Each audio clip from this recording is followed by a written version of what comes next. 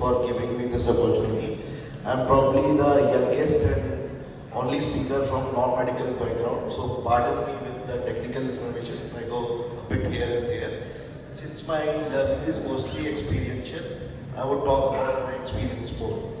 So the topic which I have been given is millet mania or meaning. Since there is a lot of hype around millets, I would like to deal with this my introduction. I'm a chartered accountant and a founder and director of a startup called Divine Earth. You can visit my stall, it's near the food zone.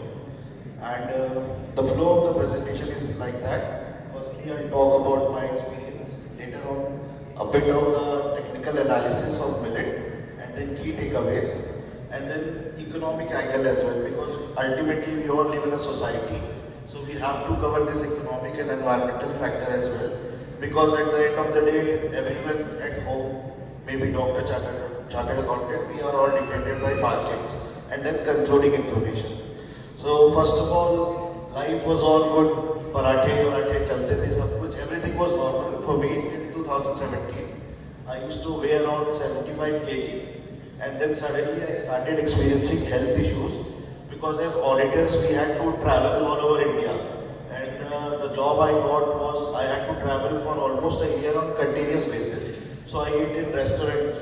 So initially I was diagnosed with gastroesophageal reflux diseases. So doctors prescribed me proton pump inhibitor, Cyra D. I was completely alien to all these terms, but now I'm very familiar. So later on, nothing happened, and then I was called that I have something called small intestinal bacterial overgrowth. Then I was given medicines for candida overgrowth. Then later on, I was told that I have some H. pylori infection. Then triple antibiotic therapy, and then finally the final diagnosis was irritable bowel syndrome. I was told that you think a lot, better do yoga and mood calming medications. That's when I took the matter in my hands, because at the end of the day I'm a science student. 11th, 12th was my science. So I had the curiosity because my symptoms were like that. I was 110 kg, I was sleeping for 14 hours a day, and I was continuously failing in my CA exam. So I had no job. So I started studying. So then I came across a life-changing video. There is a famous tennis player called Novak Djokovic. So apparently he was also facing similar issues, the issues which I was facing. Then what caught my eye is that he is having a team of experts, dietitians and everything around him. Then still why he is facing such problems. So he was spotted by a Serbian doctor, Dr. Igor Satojovic. So he suggested him a gluten and dairy-free diet, and within a span of 1 year, Novak's performance had skyrocketed. So I emailed Dr. Igor Satojovic. He asked that if you can send your hair and blood sample and charge you 500 euros, and then you can get an analysis of what products you are allergic to. I applied my mind. I went gluten and dairy-free. I applied the same thing. And within 1 year, you would not believe I lost around 10 to 12 kgs. My bowel movements became very normal, and then my B12 deficiency had gone. At that time, I heard about this millet thing. So at that time, I used to order millet-based flour from Amazon, but that used to have soya and other preservatives. So I started making my own flour from jowar, bajra, ragi, and within 3 months, I lost a lot of weight. Bowel movements got normal. And in millet, if you soak it, cook it, and you keep it in an earthen pot and leave it for overnight, it gets fermented, and that becomes a highly probiotic drink. That helped me a lot. So ultimately, I decided to make this my passion as well as profession, and then I floated this startup. So this was my journey. Now we can come to the technical part. This is the most relevant part about millets.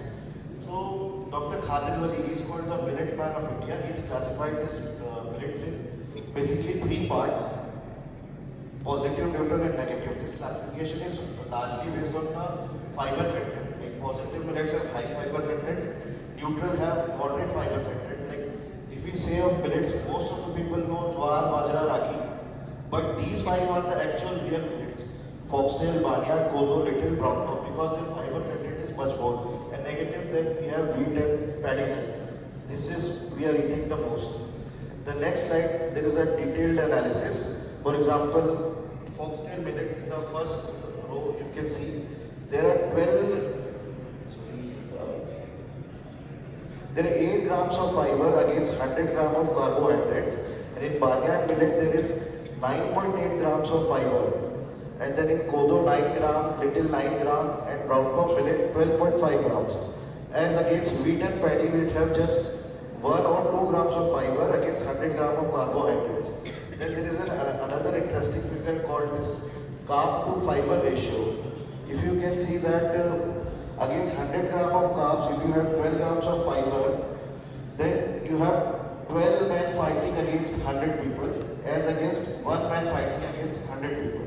So that is the very reason that millets are good in nature.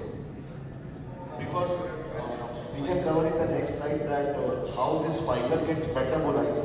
That is the most technical part. Let's first stress on these 5 millets. Foxtail millet, it's known as Kagni in Hindi. It is good for nervous and mental health. It has 8% fiber and 12% protein.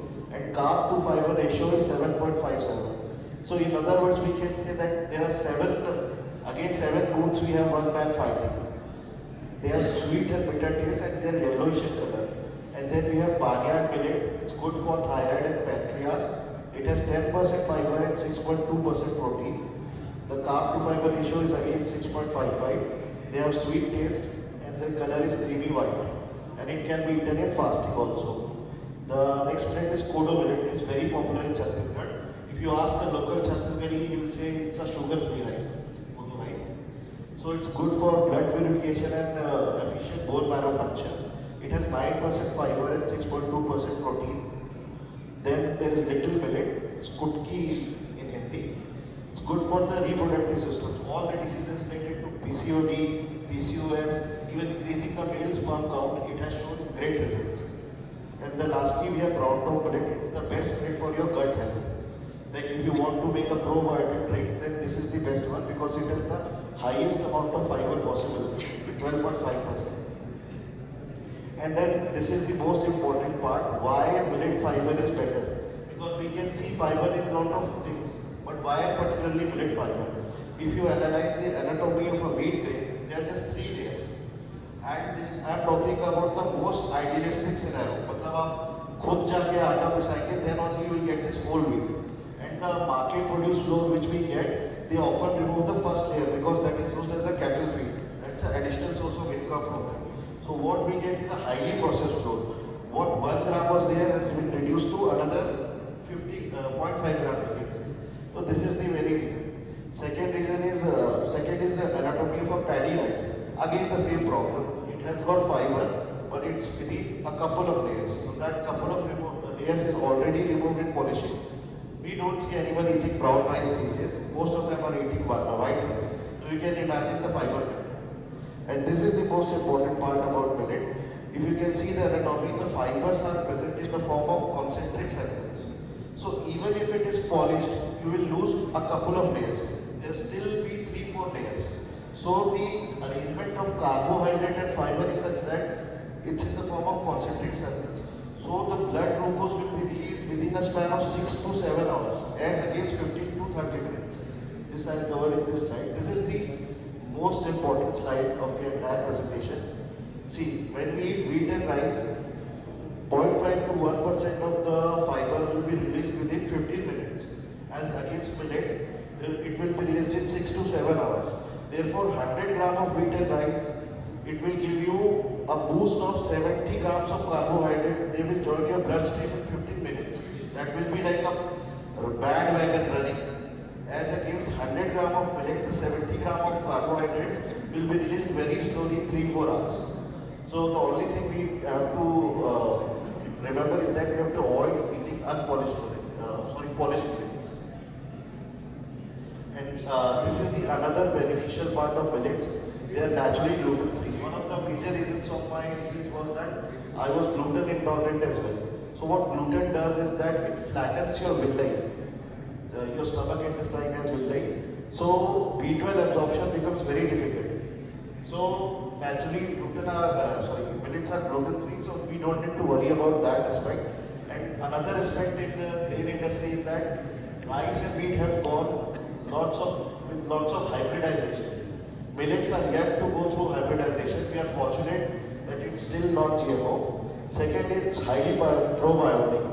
So Rakesh has already stressed upon the importance of gut bacteria.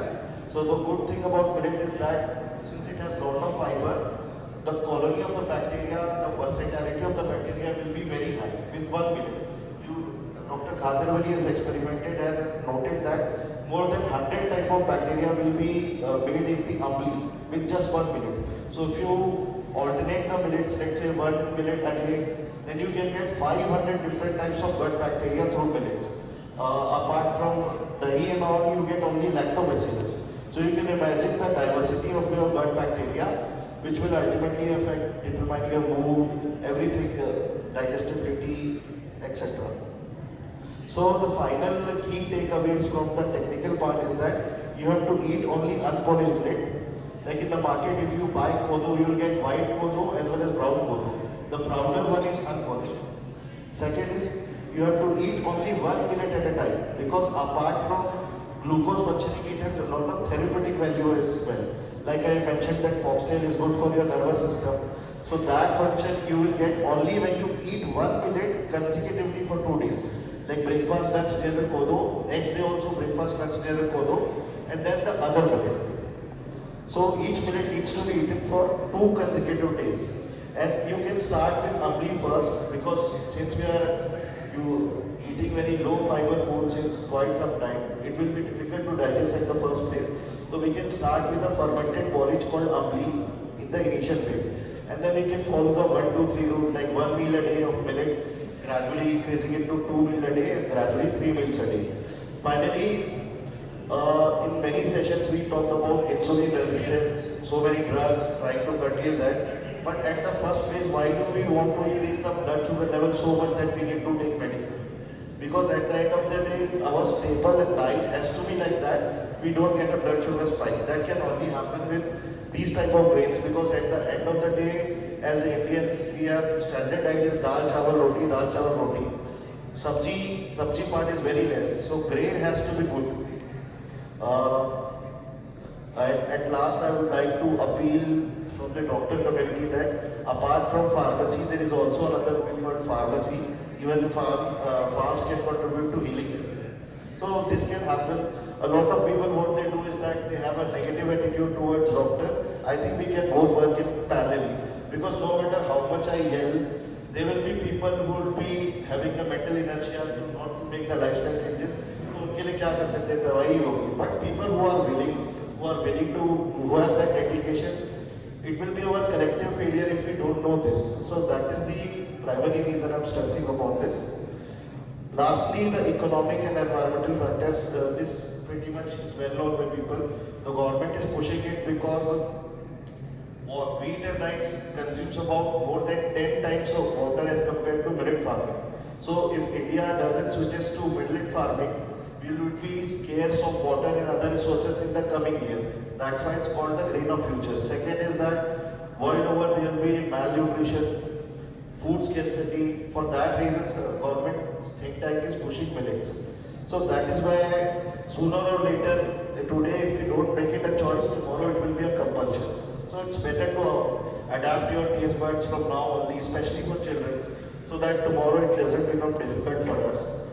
And other things that it will reduce a lot of economic load on government, because we think that wheat and rice is cheaper, but government is giving a lot of subsidy to farmers, credit waiver. That's why it's coming cheaper to us. It's not cheaper. But if we grow millets with the current consumption of water, we can grow 400 times more food what we are getting right now. And most important part is that if the barren land of UP and Andhra alone, let alone, are dedicated to millets, because it can be grown on barren land as well, then we can have food for the entire world, let alone India. So that is the very important aspect of this. That's why government is pushing it. And lastly, I would like to, if anyone wants to study in more detail, then he can refer to Dr. Khaterwali. He's a Padam Shri awardee. He started millet research 25 years ago, but only recently he has been awarded. He's a Krishi Ratna awardee. He's called Millet Man of Bharat. He's an independent food scientist. And he has a channel called Dr. Khater Lifestyle. We also have a channel called Divine Earth Organic. In this, we have a 21 video series with complete details about millets, how to use, cook and everything. and there is a textbook called Shri Dhanya. In this you can get complete detailed information. Lastly, an honorable mention. This lady is called Dairy Bai. She is the millet ambassador of Bharat. She has preserved more than 16 varieties of ancient grain in her house and has been farming. And she has been recently awarded by Prime Minister Modi for this. So, at last, I would like to thank you. And if you have any questions, I'm open for them.